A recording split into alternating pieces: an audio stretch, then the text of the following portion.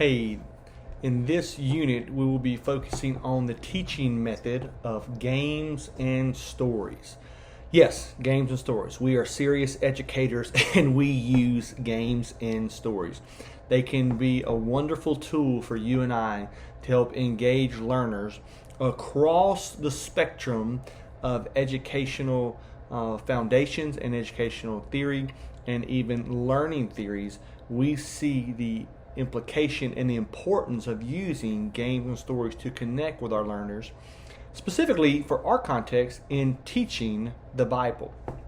So for this lesson, what we want to achieve, we want to define and distinguish our between educational games and storytelling as teaching tools. We also want to explain the educational theories to support their use. We're going to identify age-appropriate applications and best practices for using games and stories. And we'll look at strengths and weaknesses of each method. So we have to define what we're talking about, though.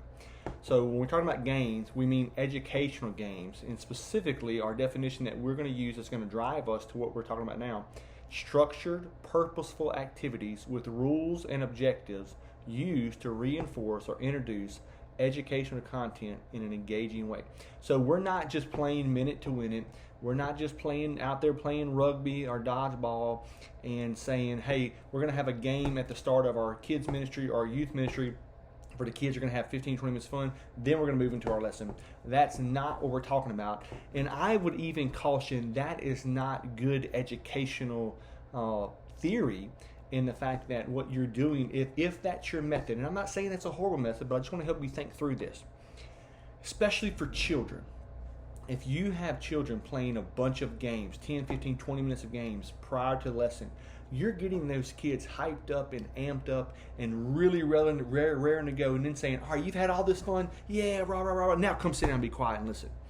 That doesn't bode well for, one, behavior, and also, two, concentration, and helping our little ones try to go from being run around to squirming and sitting still in their seats.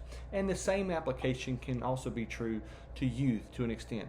So when we talk about educational games or games used in an educational setting, we mean structured, purposeful activities with rules and objectives used to reinforce or introduce educational content in an engaging way. We want to use the games to reinforce biblical truth. So storytelling. Storytelling we're going to define as the art of using narrative to communicate values, teach concepts, and help learners make emotional and cognitive connections. Again, we're not just telling stories to be comical. We're not still telling stories to be humorous. We're not telling stories just to get an emotional reaction. That is not the purpose of storytelling. We're helping tell a story, craft a story, or teach our learners to craft stories, right? To introduce or reinforce biblical truth that we're trying to impart to them from the lesson we're teaching. We talk about any type of learning theory or teaching method. We have educational foundation for that. We're not going to go deep into this because we have already looked at this, but just to help you kind of wrap your head around what we're talking about, there are a few foundations, multiple foundations rather, that help us undergird games and storytelling. We have constructivism with Piaget and Vygotsky. They build understanding through hands-on experiences. These games, experiential learning, Cole, learning through active participation. Games and stories are that active participation.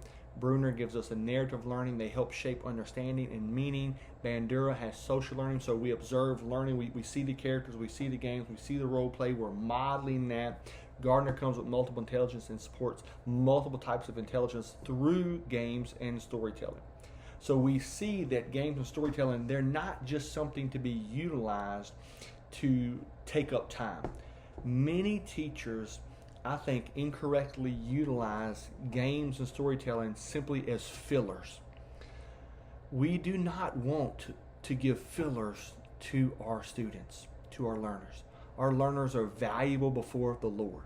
Our time is valuable. We don't want fillers. We want to use and be intentional about every ounce of time that God gives us. So we want to use them well. And so I wanted to show you the foundations, simply because that games and storytelling are not just fillers or something to buy the time until the next true learning experience, but that they are undergirded by legitimate educational foundations and learning theory as well.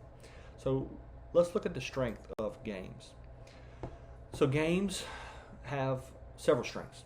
They have a high engagement and motivation. Most people, I don't want to say everybody, because you can usually are going to have one. They have a high engagement and high motivation to play the game and win the game.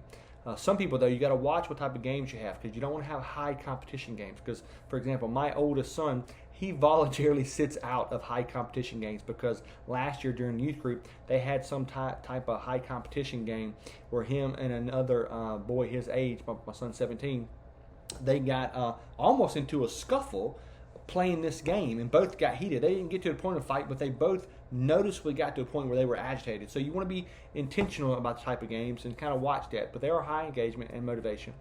They reinforce learning through repetition. Most games are repetitive in nature, and so we're helping that learning concept. Again, remember, we're not playing games for game's sake. We're playing games to reinforce what we're teaching. Third, they can integrate cognitive, affective, and psychomotor domains. You can activate all three of our learning domains if you use games correctly. Number four, it encourages collaboration and teamwork. I want to encourage you, as you're thinking about building and structuring games into your lessons, to think of them in a team working or team building manner. Don't just use them as a one-on-one or one versus one. How can we create teams? Competition is going to happen, right? But you can do so in a fun way. And number five, strength. It appeals to kinesthetic and visual learners specifically. So these are some strengths. There are others you can probably think of as well. There are a few weaknesses, though, because every time we have a learning theory, it has strengths and it has weaknesses. Everything in life, everything you do is going to have strengths and weaknesses. And this is no different when we talk about different learning theories and teaching methods. So weaknesses of games. It can distract from content if not well facilitated. We've kind of mentioned this several times. We want to be well facilitated and well structured as the purpose of the game. Be purposeful in the game, and you can kind of get away from some of this weakness right here. It requires more preparation and management. So, again, if you want to use a game to be a filler, it's not going to require that much time and that much preparation and that much management. But if you want to be intentional about matching a game to a specific learning outcome for your learners, it is going to require preparation and some more management. Third, it may marginalize students who dislike competition. Again, like I said, my son, he has just kind of self-isolated when it comes to certain type of games. Not all games, but certain type of games, because he has a highly competitive streak. So he don't want to get aggravated, so he kind of just sits back and watches or even helps out. And that's something I would advise. If you have some students that don't necessarily want to participate in games, you can get them to help manage the games and supervise and coordinate some of the games so everybody can still participate and learn. They can also be misunderstood as frivolous or lacking depth. So you'll have some high achieving students, that are really big in the cognitive side, or maybe some parents that are real strict or structured. They're not going to like the games if you're with kids or youth, or you may even have some adults. You're playing some games with adults and trying to put that in there for them. They're going to be like, what's the purpose of this? Well, it is purposeful. Just be intentional about, again, we're not using games as filler. We're using them as reinforcement. Okay? Just a few examples of some best age groups for games. Children, you have movement games, memory games, object-based matching games. Youth, you can have strategy games, simulations, role-playing. Adults, we can have case study games, leadership simulations, and even role-play as well. There are a few examples we listed, like Bible Bingo, Scripture Relay Race, Jeopardy Bible Review. It's really fun. I've used that before. Escape the Tomb. It's a fun Easter game to try to do with as well. And a good one for Acts. It's just an idea, right? But you can present a group of adults, hey, you are the church in Acts, or you're the church in Antioch, and you're wanting to grow. What are you going to do? And so you can kind of some role-playing games. To show you the impact of games over the next 8 to 10 years, there's going to be a 21% increase in teacher using games in the learning environment. Games also provide a 90% retention rate of things learned.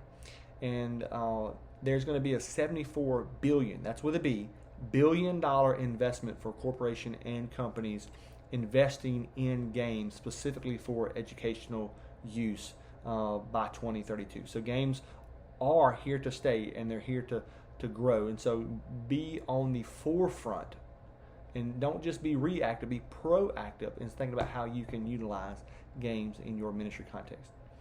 Next, we have storytelling. Some strengths of storytelling. It connects emotionally and morally. As you're crafting a narrative, you can connect with people very quickly using good storytelling. I will say this though, in storytelling, and this is something the navigators taught me, practice telling stories. Even if you're good at talking, that does not mean you're necessarily good at telling stories. So if you have a story you want to tell, practice telling the story. Get good at describing items and settings and geography and temperature and context and emotions and look and all of those things, because you want to help draw the learner in. Again, we're not telling stories to fill time. We want to draw the learner in, the listener in, so we can put them into the world of the story so they can better learn the lesson we're trying to teach them. Another strength is it's easy to remember. Everybody can remember stories. Everybody can retell stories. It frames biblical truth in a personal way and supports reflective and transformative learning, because I can hear the story, I can internalize the story. When I leave, I can think about the story and process it in my own way and lay side by side what I'm going through now as opposed to the story. Weaknesses of storytelling, you can risk emotional manipulation. Again, people that are really good storytellers can do some emotional manipulation, and we don't want to do that. That's unethical, that's immoral, and that's not what we're here for. We're not here to manipulate our learners. We're here to reinforce and teach biblical truth. Another weakness is some learners may prefer more structured learning. That's going to happen. We know learning styles are different. Overuse can reduce critical thinking. Again, we want to use storytelling as a piece of our teaching method, not as the whole of our teaching method. Is every lesson you do is a story, you're going to want to evaluate that, because that's not going to be helpful and strong in the long term. It requires discernment with story content. Let's say you were telling the same story to children, to youth, and to adults. You're going to provide much more detail, and as the age progresses from children to youth to adult, you can include greater detail and even more depth, and even some greater depth of detail of what you're describing that may not be appropriate, maybe inappropriate for younger listeners, and you just have to judge that as well. So looking at some examples of best age groups for storytelling and types, with children, picture books, puppet shows, action Bible stories, these type things work well. Modern parables for youth, testimonial stories. Adults, missionary biographies, real life faith stories. Use things that are appropriate for each age group to connect with each age group. Again, we're not just doing these things for time fillers. And I know this is probably the 10th time I've said it, but so oftentimes I've experienced and seen individuals using games and storytelling simply to buy time to move on to the next thing. We only have a precious amount of time with every one of our learners, so let's be intentional about using what we have. I do want to provide you with a few scriptural examples as far as storytelling goes. For scripture, Jesus never taught without a parable. Matthew 13:34, we see that. Parables of Jesus, storytelling, teach spiritual truths. We can use the Proverbs to teach wisdom and morality in narrative form. Paul uses athletic metaphors in 1 Corinthians 9 and even other places, game-based imagery to convey these truths, and Old Testament festivals, this repetition, this symbolic actions, right? Combining games and stories creates engaging learning experiences for all ages. We want to be intentional about the content of the games and the content of the stories, and also the structure of the games and the structures of the stories. And finally, our last slide, in adapting lessons for different age groups, ensure engagement while avoiding mere entertainment. This is going to be the hardest thing for you to avoid as a teacher. That's one of the things we're going to deal with. Every one of us are rushed for time most days and most weeks. And you're going to be tempted, and we are tempted, to just use games and storytelling to fill in stuff at some point and just throw something in because it's fun for the kid or easy for us as teachers. When we do that, we're robbing ourselves of investing well, and we're robbing our learners of potential lost lessons and principles learned from Scripture. So we want to do that. Instead, we want to focus on imparting biblical truths effectively. We want to foster spiritual growth. We want to integrate the gospel message in every single activity because it's all about Jesus. It's all about the cross. It's all about what he's done for us on the cross. It's all about how he has come to fix every single thing in our world and in our lives. And games and storytelling are a really neat and really fun and really cool way for us to do that. All right. Thank you so much.